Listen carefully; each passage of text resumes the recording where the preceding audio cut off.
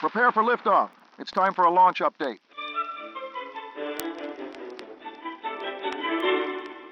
In today's video, we will be giving you an in-depth look at one of our prototypes. It makes us a bit uncomfortable to show something that is still in a rough state, especially visually. But we hope you will appreciate the more detailed approach and not be put off by the cosmetic shortcomings. But overall, we hope that this video gets you more excited about the device and allows you to be more informed about your purchase. Enjoy. Hey everybody. Today I would like to show you a bit more of the BYOK. And to do that, I'd like to do a more detailed overview to give you an idea of the BYOK's current state right now and how it will be improved as we continue on through production and ultimately the final product. So, maybe the first thing to point out here is that what you are looking at is a prototype. This is one of the earlier prototypes, and what that means is it's not going to look exactly how it's going to look as a final product. So for instance, we have these dark lines around the outside of the display. This is actually the edge of the screen, and that's a big no-no to show that. So we're going to bring these bezels in a few millimeters to cover all that up. That will also prevent the backlight from leaking through the edges here. The other big thing to note is that this whole enclosure is 3D printed. And what that means basically is it can't be quite as precise as we want it to be. It also doesn't hold up very well to constant manipulation, which is exactly what I've been doing to it. I've opened this one up probably, 10 times. And when you open and close a device like this, when it's 3D printed, it's going to warp, it's going to scratch, all those kinds of things. So perhaps the last disclaimer is we are in the midst of a design overhaul right now. So while this is the general idea that you see in front of you, it's not even the final design. There's some things like this gap on the edge here that's going to disappear. We're going to redo the power button here. We're going to change some of the buttons on the back, things like that. So just keep that in mind. And it's kind of the same thing with the firmware. It's not finalized firmware, but it is good for showing the general functionality of the device. So with that said, let's go over this main menu here. So we have drafts, Bluetooth, Wi-Fi, syncing and data transfer, and font size. There's potentially going to be a couple more options in the final version, but let's jump into drafts here, since that's kind of the core of the device. So you will be able to load a draft, create a new draft, delete drafts, and this formatting it's like a debug option for us right now. But let's start with a new draft so that I can show you the other ones. Here, we can just enter a draft name, say test. Oops, I've already done one of those. Let's go back. New, let's do test draft. Okay, so here's the main writing mode, just the basic writing canvas. And real quick, I just wanted to point something out. In this video, you'll notice that there is a darker box around the actual text on the display, and that is the active area of the display. The reason it's a little darker is because the contrast is turned up high. That's probably something we want to keep because the higher contrast means higher readability. What we will do to address it is we will bring the sides of the bezels in a bit so that that box doesn't stand out as some kind of floating box on its own. Additionally, you're going to see darker bands that go across the display whenever there's active text to the left of it. That's also an artifact of the contrast, but that is something that we can work out. It's just a matter of our electronics and dialing it in until it doesn't stand out as much. And it might be worth noting that it shows up a lot more on camera than it does in person, but just pointing out that we are aware of all these things and working on them. Just right. sometimes writing can be hard. That's about all I got right now. But yeah, let's show you kind of the line wrapping but yeah, this is a pretty cool device. Okay. So as you can see, it's a basic editor, and a few things to note here. If you can see the font, there are some peculiar elements to it, such as, let's say with the G, how it does not wrap down below the letters. It kind of sits up higher. It does that for other letters like, let's say the lowercase p, J does it, Y does it. So these are little things we need to fix. All that to say is that this is not the finalized font. Another thing to note is if, let's say we jump down here to show you the line spacing. As you can see, there are 7 lines fitting in this font size. I like that there's 7 lines. That's quite a bit for a device like this. And it's very readable even at this size, especially considering that you can move the screen closer to you or adjust it however you want. One thing though is if we add in the part of the letters that can wrap down below the others, we may need to delete one of these lines and space them out a little bit, which would ultimately mean 6 lines, and then things would not be quite as tight, which may also help a little bit with readability. Another thing to note is that this is a monospaced font. I think that's the correct term. And we are looking into doing away with that and doing a more standard font similar to the AlphaSmart Neo, where essentially on average more characters are going to fit width-wise, and it's going to help with readability. So those are some things to keep in mind. You have basic functionality here. So if we keep going down here, okay, just to show you, you can navigate with your keyboard. You can go up, go back down. So yeah, it's pretty basic right now, and that's kind of the way I like it, at least for this mode. So let's say you want to finish or save this draft. You can hit escape on your keyboard, and it's going to save it. And now if you go to load, you see our est draft there because I can spell. So you'll have a list like this, and at this time, there is no limit to how many drafts you can have in this list. The only limit is going to be the storage of the actual device, which right now I believe holds a good bit over 1 million words. So there's not going to be many of you hitting that. And quite simply, the easiest way to alleviate that if you get close is you can come over here to delete draft. You can say you pick one and delete it. And then the idea is that that will be synced to your Google Drive, so no big deal. Okay, that's the draft section. Pretty straightforward. Again, we're still working on it, but you get the idea. Now, if we go back, I guess I should return. Oops. Let's go here. Okay. So if we go down to Bluetooth, this is where we're going to connect to our keyboards. Right now I'm connected to the Newfie Air 60. You can go and show devices you've already paired with in this menu. And then we can connect to new devices here. Okay. In Wi-Fi, this is just connecting to Wi-Fi networks. Syncing. This is where you will sync to the cloud platforms. So to set up sync, you'd go into setup here. Right now, we only have Google Drive working. That's not to say that the others won't be working at the time of launch, but that's just what we have at the moment. So if we go into Google Drive, you can enter your email, then you would enter your password, and then it would just be validated.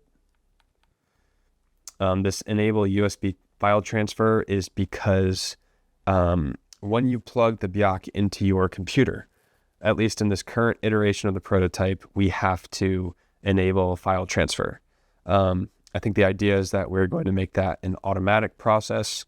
So either way, that's just so you can transfer it to your computer if you prefer not to do sync, or if you want the option to do both. Here we have font sizes, small, medium, large. Again, these are being worked on. Let's go to medium.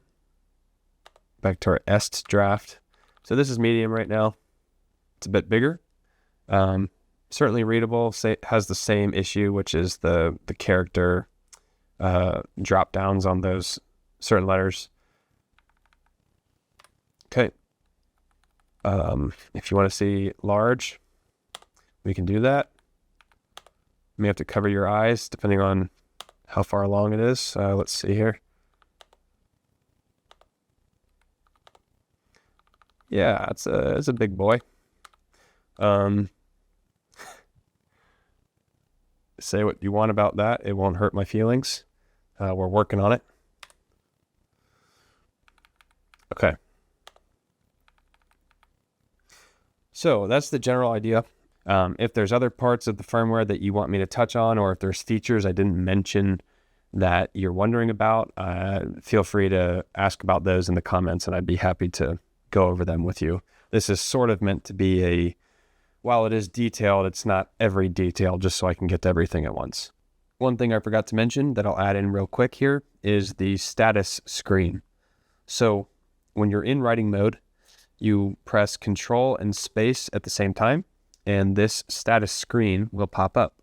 And essentially, it's just going to give you essential information that you may need to check on in the midst of your writing without getting distracted. And this information on here now may be the final set of data that we use, or perhaps we'll find some more useful things to add in there. One thing we are looking into adding is something to do with a real world clock, whether it's the time itself, and or maybe something like a timer. So that's just something to consider, but I think it's a pretty useful part of the software. Okay, so here I want to show you a little bit of the input speed. This is going to be the key area and the key reason why we did not go with e-ink. While e-ink looks great, there were not many options that could keep up with typing in the way that LCD could. And the fastest e-ink screens out there, which still are slower than LCD, albeit faster than what you might be used to with e-ink, those cost a lot of money, like significant amounts of money, which would drive the cost of something like this up a lot.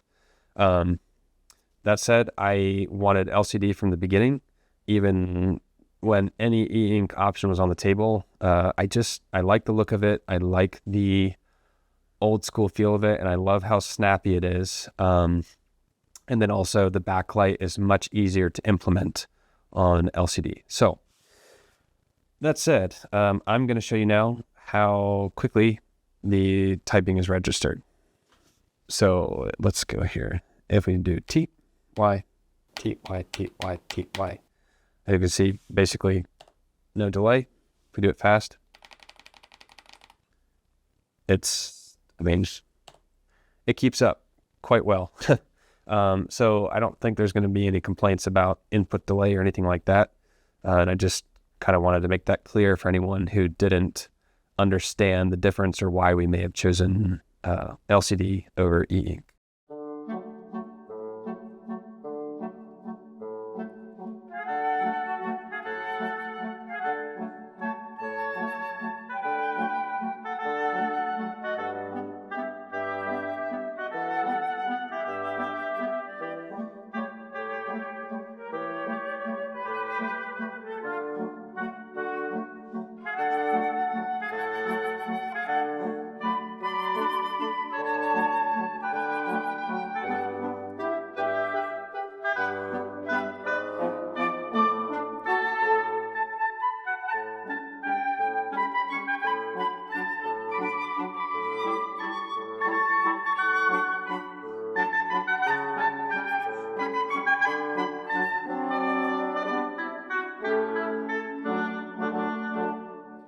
So I've seen some people mention that although the BYOK is small, it may not necessarily be as portable as it seems because you have to bring other things with it, which is true. However, I think perhaps some people don't realize how portable it still is if you pick your other accessories wisely. So let's talk about what we have here. This is a full mechanical keyboard, and it is an awesome keyboard, and it is not the smallest keyboard of the bunch. And I'm choosing to use this rather than a cheap thing like this, which is quite literally about the size of the BYOK, because writers prefer a good writing experience. And yes, you may unfold, here, let me show you this. You may unfold something like this and whip it out on a plane or a train. That is totally fine. But let's say for more, for routine writing, where maybe you're not necessarily sitting at your home desk, but you are going to a coffee shop that you like to go to or something like that, or even just a different part of your house, writers may prefer something a little bit nicer. So what does this look like, and what does it take to pack this up? Well, let's see. Here we are with the keyboard in its own little case, and the BYOK and the stand in an iPhone case. So the profile on this is not very big.